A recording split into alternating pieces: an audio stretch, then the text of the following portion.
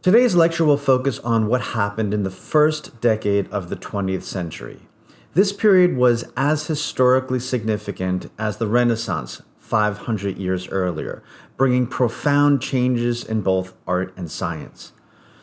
The time around 1500 saw a Copernican shift in thought from the age of discovery with Columbus in 1492 to Gutenberg and the printing press to better understandings of human anatomy. These all contributed to the scientific revolution, while artists like Michelangelo and Leonardo created iconic masterpieces.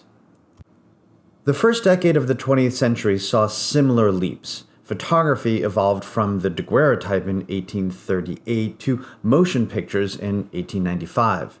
In art, modernism emerged in the 1860s, challenging the establishment and the linear path Western art had accepted in the academies and in the salons.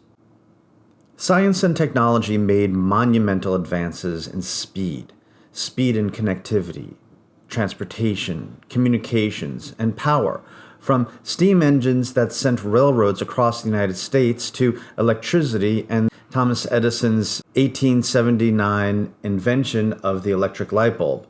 Alternating current AC systems expanded on direct current DC systems, creating electric grids that we use today. Entering the 20th century, you had the first flight in 1903. Think about it, flipping on a light, riding on a train across the country, or flying. Compare that to gas lamps or horse and carriage just a few years earlier. None of this had existed before. Great innovations in connectivity were not just about moving quickly across great distances. They enabled instant communication with people far away. That also happened quickly, from the telegraph and Morse code to Hertz's radio waves in 1886, then Tesla and Marconi. Radio broadcasting expanded by the 1920s. Transportation became more affordable because Henry Ford made buying an automobile possible for average people. All of these outstanding achievements contributed to the zeitgeist, the spirit of a time in that first decade of the 20th century. To take a glimpse at the creative energy that produced so much change in so short a time is the focus of this lecture. Just as Leonardo and Michelangelo defined the Renaissance, two very familiar names, Albert Einstein and Pablo Picasso, are connected to innovations in art and science of the 20th century. Although they never met, they never had anything to do with one another, they both made completely overlapping breakthroughs at the same time in completely different fields, one in art, one in science. The parallels are striking. Einstein published his special theory of relativity in 1905. Picasso painted his game-changing Les Demoiselles d'Avignon in 1907. Most of us picture Einstein and Picasso as elderly men, but in 1900, at this pivotal moment, Einstein was just 21 years old, working as a patent clerk in Bern, Switzerland.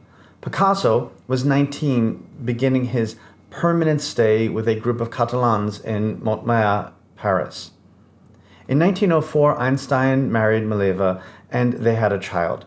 Facing sudden marital and financial problems, he immersed himself in his work at the patent office to escape these worries. And he, at that time, produced his most creative work as a result. Einstein's years of Bern from 1902 to 1909 were the most creative of his life. He formed an intellectual club with Conrad Habich and Maurice Solivan, and they called themselves the Olympia Academy. Picasso had a similar circle of friends, the Band of Picasso, which included Gaumier Apollinaire, Max Jacob, and André Salomon, in addition to George Braque. Max Jacob described the young Picasso as a dandy with what he would then call a Spaniard with a wide hat and an enveloping coat. They recognized his creative force early on. Though dirt poor and working in a ramshackle building, they had youthful enthusiasm. This marked Picasso's blue period, 1901 to 1904, which began after a close friend's suicide. He painted in mostly shades of blue, depicting sorrowful scenes that reflected the poverty, despair, and marginalization he felt. In 1904, Picasso entered his Rose period. Brighter colors appeared after he fell in love with Fernand, a model who he then later married. They attended circuses and performances together, and Picasso began to paint harlequins and circus performers. These were people he empathized with because they too were marginalized outcasts of Parisian society. Picasso's artistic talent gained recognition almost immediately thereafter. Einstein's advancements were slower. At the beginning of 1905, he was focused on problems about the nature of light, a topic many other physicists were also working on. Between March and June of 1905, Einstein developed a new conceptual approach based partially on aesthetics. He produced 3 papers that changed the course of science. The relativity theory was one of them. Central to Einstein's reasoning in relativity papers was the new notion of aesthetics, which he had already explored in his first paper on the series, the one on light. In that paper, he pointed out an unwarranted, profoundly formal distinction between waves and particles. For certain interactions between light and matter, he questioned, why have both waves and particles? Why not just particles of light and particles of electrons? Minimize. Einstein used this minimalist aesthetic to great effect in his discovery of special relativity.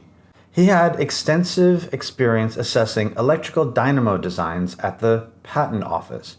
What does any of this have to do with relativity? Well, dynamos produce electrical currents through an electromagnetic induction, where a wire loop in motion relative to the magnet generates an observable effect, the electrical current. This has a single cause, relative motion.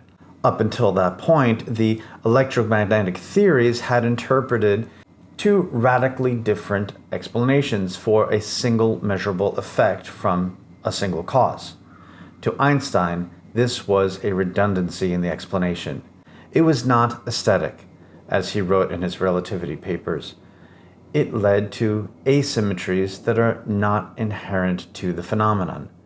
There's no difference between 2 observers who, if you ask each one of them, will give you different explanations for how the current arose. But for Einstein, there was no real difference between them. It was only a matter of viewpoint. Unmasking that asymmetry allowed Einstein to generalize the principles of relativity from Newtonian mechanics, where it's exact, to electricity, magnetism, and optics. That's the cornerstone of the special theory of relativity, all due to a minimalist aesthetic. Einstein's discovery and use of this new aesthetic required a high degree of abstraction.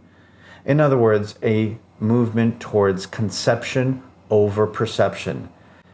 That's the turning of the tables on how physics had been done up until that point.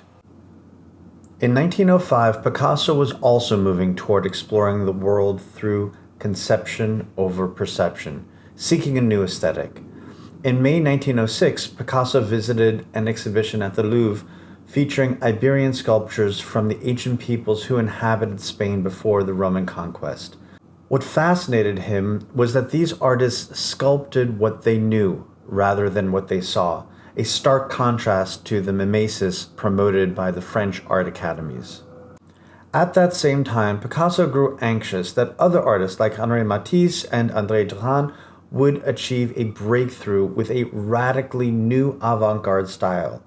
He felt his work paled in comparison to what they were doing at the time. He needed deep thinking and had to escape the pressures of Paris, so he briefly relocated to Spain, near Barcelona, with Fernand, who played an important role as his muse.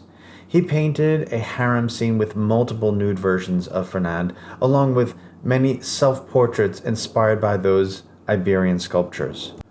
Upon returning to Paris, Picasso locked his studio door to all of his friends. He began to work on a bordello painting in March 1906, and by fall he had produced sketches for what would become known as Les Demoiselles d'Avignon. The painting depicts 5 sex workers who confront the viewers as their client. Looking across this large, expansive canvas, we see on the far left a partially clad woman with a seemingly disembodied arm, perhaps parting a curtain. The 2 women next to her are more attractive, seemingly of Iberian origins. Then we have the so-called squatter, who is in an impossible situation. Her back faces the viewer, but her head is turned 180 degrees. Her eyes are misaligned and her mouth is snout-like. She appears simultaneously in full face and in profile, with features that are hideous compared to the others. The squatter's head is the most advanced in geometrical and experimental representation of all the figures, and went through the most extensive transformations in Picasso's hundreds of preliminary drawings for this painting. This exploration of the face gives us a clue to how Picasso discovered his new aesthetic, the reduction of form to geometry, which became the basis for Cubism. In March 1905, Einstein was also working in isolation. He became stuck on a problem in the relativity theory, how to represent 2 events that occur at the same time but are far apart. In other words, how to represent simultaneous events. Another scientist was also interested in this problem, a scientist who was also very important to Picasso. This was the great French mathematician Henri Poincaré. How time was measured had become a hot topic in the French Academy of Sciences. The topic was also discussed at Einstein's patent office and in the Postal Telegraph Administration. Beyond weather reporting, which requires synchronized clocks, there was a serious problem with railroad scheduling in large countries, not to mention timekeeping on ships. The issue came down to synchronizing clocks via wireless telegraph. The exchange of light signals needed to be standardized, and a universal procedure had to be worked out. Poincaré, along with other scientists, became bogged down with assumptions about how light travels through space and how we perceive its effects. Einstein reached a different conclusion. There's no problem with how light travels through space. It always travels at the speed of light. And here is an example where, for Einstein, perception should be left out of the equation. It's conception that matters. This had enormous ramifications. Time is a relative quantity. It depends on the relative motion of a clock. So is simultaneity. 2 events that are simultaneous to one observer need not be simultaneous to an observer in relative motion. In other words, there's no true view of simultaneity. How you measure it, that's the way it is. And this became another triumph for conception over perception. Picasso's exploration of simultaneity paralleled the avant-garde debates between representation and abstraction. New developments in technology, science, mathematics, they all sparked discussions, the new realities of airplanes, wireless telegraphs, automobiles, even bicycles. It all transformed everyone's conception of space and time. Photography gave way to X-rays. The distinction between 2 and 3 dimension blurred. Inside and outside became ambiguous. Opaque objects became transparent. Everything was abstracted. Then there was Edward Muybridge with his studies of closely spaced movement sequences on successive frames. Mathematicians were exploring exotic geometries in dimensions greater than 3. Picasso read about these topics in newspapers and discussions in cafes. Modern ideas were everywhere in Paris at the time. An insurance actuary interested in advanced mathematics found his way into Picasso's circle. He introduced Picasso to his book, Elementary Treatises on Geometry in 4 Dimensions. Picasso was particularly interested in Poincaré's description of how to view 4th dimension. The only way he could make sense of it was by projecting it onto a two-dimensional canvas. He began investigating these geometries with the Iberian figures. During this time, a friend advised Picasso to visit the Ethnological Museum to see an exhibition of African masks. He had an epiphany. Looking at those masks, he realized he was on the right track, pursuing increasingly advanced conceptual art and moving toward an extreme geometric reduction of form. He understood that geometry offered the language to express knowing rather than seeing, understanding how his work existed in the interwoven space between art and science, and it helped Picasso discover Cubist simultaneity and the interpretation of form.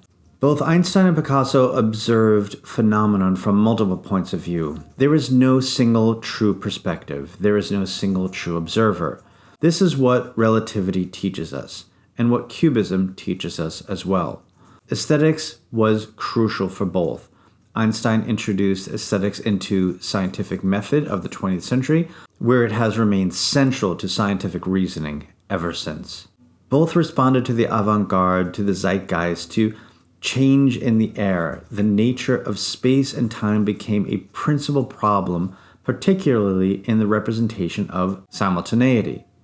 For Einstein, it was temporal simultaneity. For Picasso, spatial simultaneity. Einstein remained at the patent office in Bern for 4 more years. No one fell off their chairs when he first published the 1905 papers. They were only truly appreciated after his peers had time to digest them. The initial reaction to La Demoiselle d'Avignon was embarrassing silence. It wasn't exhibited until 1916, almost 10 years later. It was unsellable until 1925, when Picasso practically gave it away to a French collector who promised to donate it to the Louvre, but he never did. He then resold it to MoMA for $28,000 in 1938. Even then, that was not a lot of money. Neither man was ever able to duplicate the intensely focused work of their young years, a testament to incredible self-confidence and perseverance.